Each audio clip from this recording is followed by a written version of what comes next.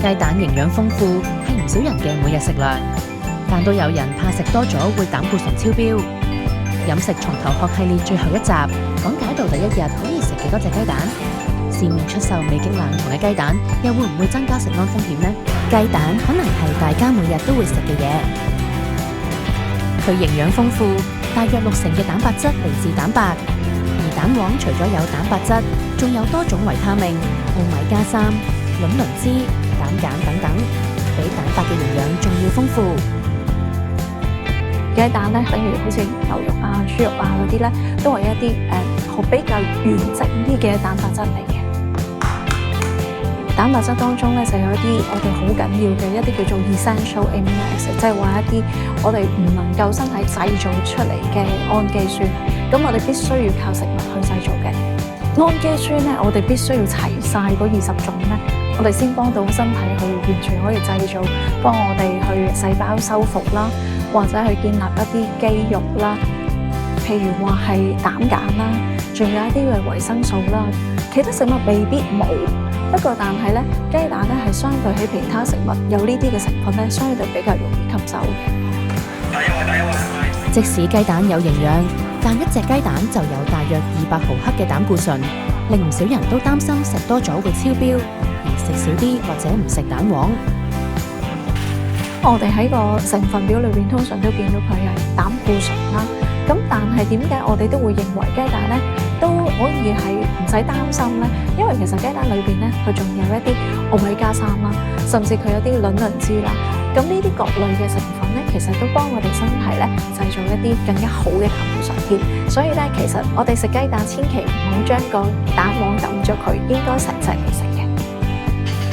好多嘅研究都會揾到咧，身體咧基本上80%嘅膽固醇咧都係靠我哋個肝去製造到嘅。咁而真係由膳食當中令到我哋血裏邊嘅膽固醇咧大概25%度嘅。如果大家真係擔心你嘅膽固醇咧，一定要減低食咧就係飽和脂肪同埋反式脂肪嘅，因為呢兩樣嘅脂肪咧反而會刺激我哋個肝裏邊咧製造一啲壞膽固醇。2015年美國膳食指南已經剔除每日膽固醇攝取限制，咁成人一日可以食幾多隻雞蛋呢？每人嘅運動量都唔定，我哋都冇一個標準就話一日只可以食幾多隻蛋，同埋一日食最多幾多隻蛋。喺我哋人嘅角度咧，一隻蛋即係中型 size 咧，其實相等於1兩肉嘅。用一啲金字塔或者係一啲建議咧，可能每日係食5至8兩肉。咁即是話咧，如果你今日用咗2隻雞蛋嘅話咧，你就可以扣除你嗰日咧就食少2兩肉啦。佢話大眾都可以用公式嚟計算一日所需嘅蛋白質，以60公斤嘅成人為例，將體重乘以0.8克，等於佢每日要攝取48克嘅蛋白質。一隻雞蛋大約有7克蛋白質。食幾多雞蛋視乎嗰日仲攝取咗乜嘢食物。現時市面上有林林種種嘅雞蛋，有唔同顏色，有啲聲稱經過處理添加額外營養，究竟佢哋係咪對健康更加有益？大部分呢一啲嘅雞蛋咧都係後天去加嘅，喺工業加入去注射入去。譬如話有一啲強化蛋啦，加咗一啲奧米加3啦，甚至有一啲咧加咗冬蟲草粉嘅成分。其實好多時我哋都可以靠其他嘅食物咧吸收到，一般嚟講咧就可以買普通嘅雞蛋就 OK 㗎啦。養殖過程嘅飼料配方，粟米啊、南瓜啊、紅蘿蔔嗰啲都會好多胡蘿蔔素嘅。好多時養雞嘅時候，佢哋都會有一啲植物飼料配方。咁令到咧就係雞生出嚟嘅雞蛋咧，佢嗰個蛋黃咧就會有啲黃色啲啦，或者橙色，甚至有一啲會比較偏紅少少咁樣嘅。佢哋喺營養價值咧都冇好大嘅分別嘅。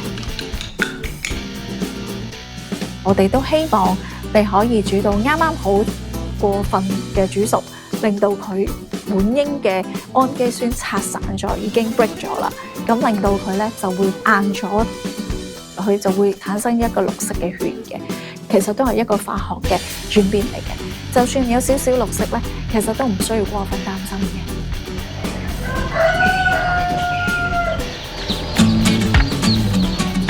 有雞先定係有蛋先？呢一個問題可能好難解答，但要尋找本地雞蛋嘅來源就有跡可尋。帶大家嚟到嘉道理農場，雞舍呢度大約有1500隻雞。可以有多啲空間去俾雞隻自由走動啦，咁變相佢哋嘅活動空間大咗啦。咁我哋嘅產蛋箱都會較暗啦、大啲啦，同埋比較隱蔽少少啦，咁唔會俾咁多外界去干擾佢哋嘅產蛋呢個過程咯。變相佢哋生出嚟嘅雞蛋嘅品質都會高啲咯，雞蛋蛋黃係會大啲嘅。我哋雞隻飼料咧，其實都會有粟米、大豆呢啲具豐富蛋白質同埋有脂質成分嘅飼料咯。春夏季係產蛋嘅高峰時期，一日可以出產600隻雞蛋。雞蛋經過收集之後，會運到另一間房做簡單嘅清潔。會用一啲微溫嘅溫水，用濕布抹一抹佢，篩選光滑、形狀大小適中嘅蛋，然之後到售賣。咁其他有參差嘅，譬如啲凹凸不平啊，咁我哋亦都會俾我哋嘅動物部啊，俾一啲可能佢猛禽啊或者其他動物嚟做一個食物來源咯。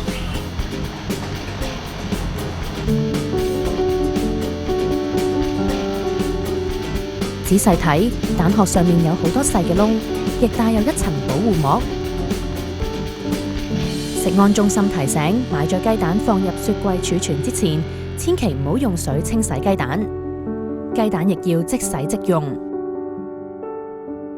雞蛋蛋殼表面咧係有一層叫做膠護膜嘅，呢一層膠護膜咧其實咧已經咧就係保護咗隻雞蛋就係免受感染嘅。咁如果我哋咧就係攞翻嚟將佢咧清洗嘅時候咧，有機會咧就將呢層保護膜洗走啦。有啲咧生產商咧佢哋會臨出產之前喺雞蛋表面咧就係噴啦或者塗一層咧礦物油嘅，補充翻咧清洗過程。就係洗甩咗嗰啲膠護膜嘅，但係蛋殼上面有污糟啊咁樣咧，咁我哋可以咧就將隻雞蛋咧就係清洗乾淨啦，咁咧盡快食用啦。市面有啲鋪頭出售嘅雞蛋都冇經過冷藏，會唔會增加食安風險呢？雞蛋同埋其他食物一樣，佢哋個品質會隨住咧時間而下降嘅。如果係擺喺室溫陰涼嘅地方啦，就係唔好俾太陽曬住啦，可以儲存係10日嘅。不過啦，我哋咧都係建議就最好放翻喺雪櫃裏面啦。如果喺超級市場啦，喺雪櫃裏面買翻嚟嘅雞蛋咧，建議擺喺咧雪櫃內格裏面嘅。咁雖然咧我知道咧好多雪櫃門嗰度有個擠雞蛋嘅蛋格啦，咁但係你有機會開關嘅時候啦，溫度變化咧，而咧就令到雞蛋表面就有啲倒汗水啊，或者咧啲水氣咧，容易咧就令到細菌滋生嘅。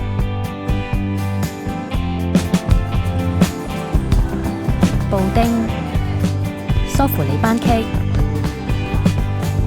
卡邦尼意粉，佢哋都有一個共通點，就係用嘅雞蛋都唔會煮熟。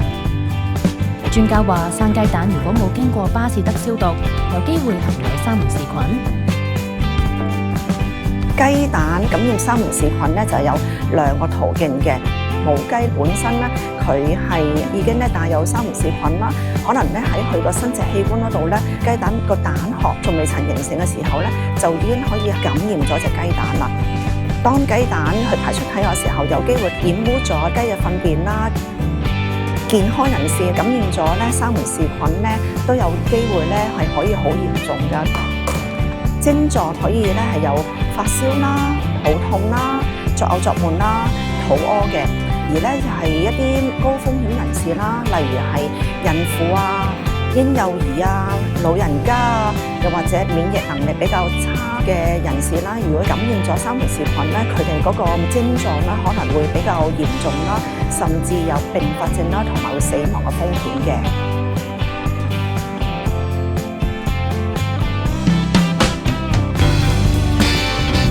有啲食物雖然好味，但要小心食壞身子。70 15度或以上啦，咁就絕大部分嘅細菌咧都會係消滅得到嘅。我哋都建議啦，就尤其是啲高風險嘅人士啦，要食全熟嘅蛋咯。